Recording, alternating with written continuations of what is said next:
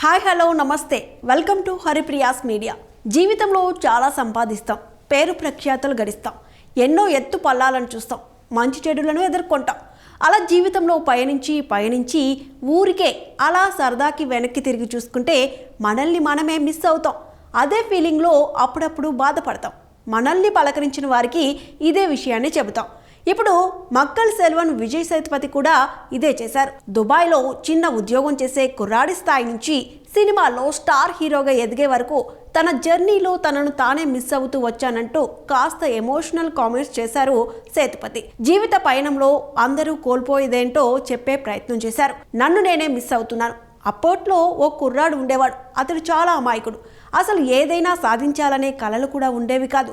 కనీసం జీవితంలో ఏం చేయాలి అనే క్లారిటీ కూడా లేని అబ్బాయి అతడు. ఫస్ట్ ఇయర్ కాలేజ్లో చదువుతున్నప్పుడు సెకండ్ ఇయర్ సిలబస్ ఏంటి అనేది కూడా తెలియని అబ్బాయి. ఫ్రెండ్స్ అందరూ ఇది సెకండ్ ఇయర్ సిలబస్ అని చెబితే నాకు తెలీదు అని ఆన్సర్ ఇచ్చేవాడిని.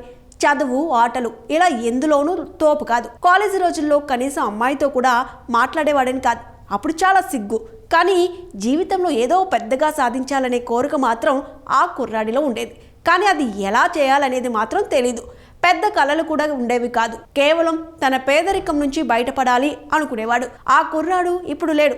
వాడు చాలా క్యూట్. వాడినే నేను మిస్ అవుతున్నాను, ఆ నన్నే నేను మిస్ అవుతున్నాను అంటూ విజయ్ సేతుపతి చెబుతూ ఎమోషనల్ అయ్యారు.